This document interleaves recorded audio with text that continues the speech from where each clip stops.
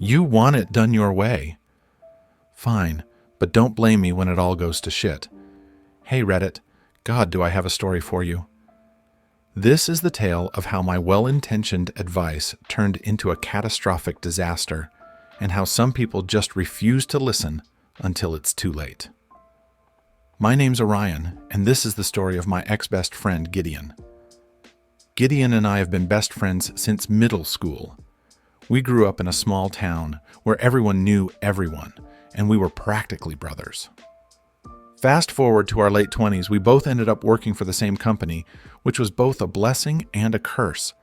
It was a decent job in project management, but the real trouble started when Gideon decided he wanted to branch out and start his own business.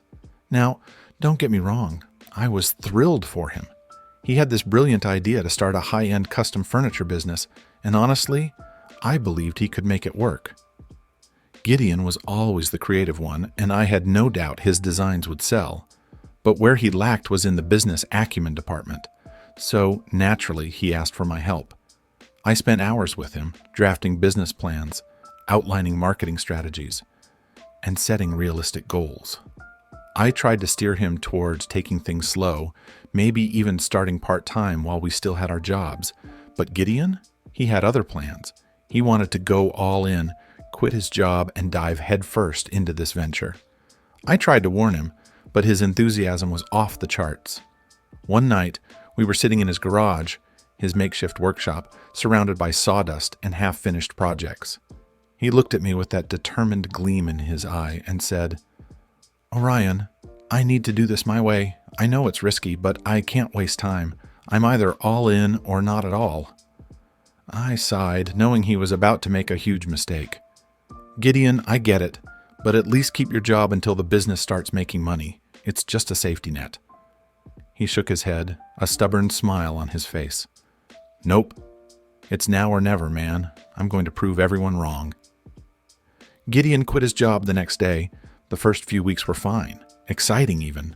He worked day and night in that garage, turning out some genuinely beautiful pieces. He got a few orders from family and friends, and it seemed like things were picking up.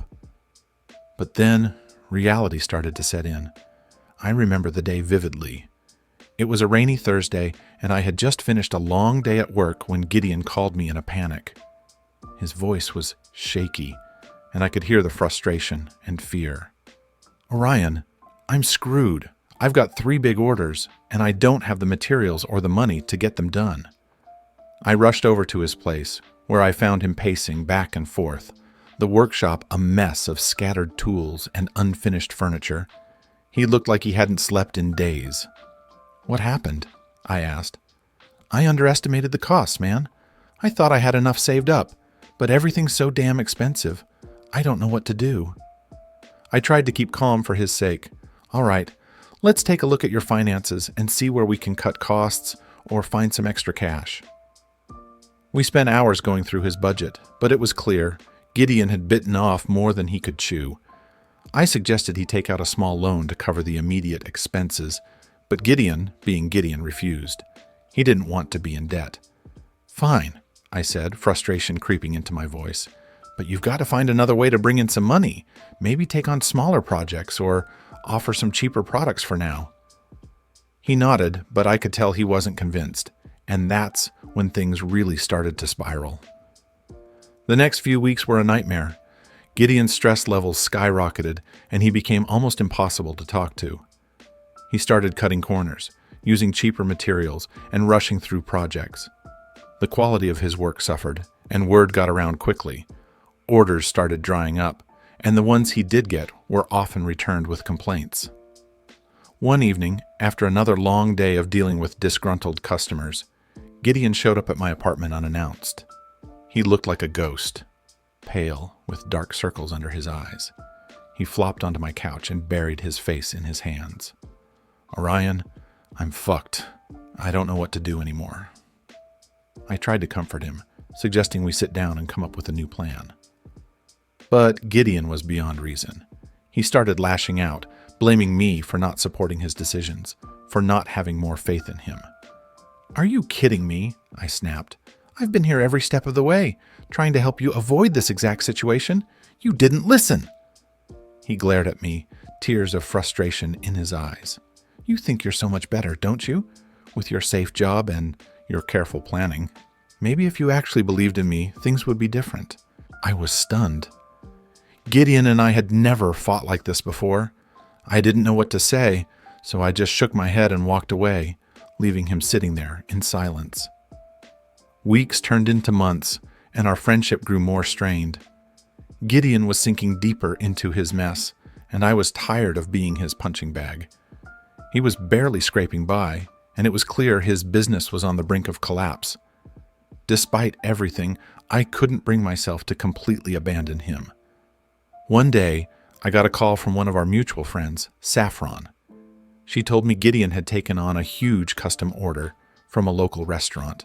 Tables, chairs, the whole shebang. It was his last-ditch effort to save his business. I was skeptical, but decided to check it out. When I got to the restaurant, I found Gideon in the back, working like a madman. He was sweating, covered in sawdust, and looked like he hadn't eaten in days. I pulled him aside. "Gideon, what the hell are you doing? This is too much for you alone." He shrugged me off. "I've got it under control, Orion. This order is going to save me." But it wasn't under control. The restaurant owner, Mrs. Lark, came over, and I could see the concern in her eyes. "Gideon promised he'd have everything done by next week," she said, doubt clear in her voice. "I'm starting to worry." The week passed in a blur of chaos. Gideon was working nonstop, but it wasn't enough. Pieces were half finished, and what was done was shoddy. The day before the deadline, I got a frantic call from him. "Orion, I need your help. Please, just come over." I wanted to say no, to tell him he was on his own, but I couldn't.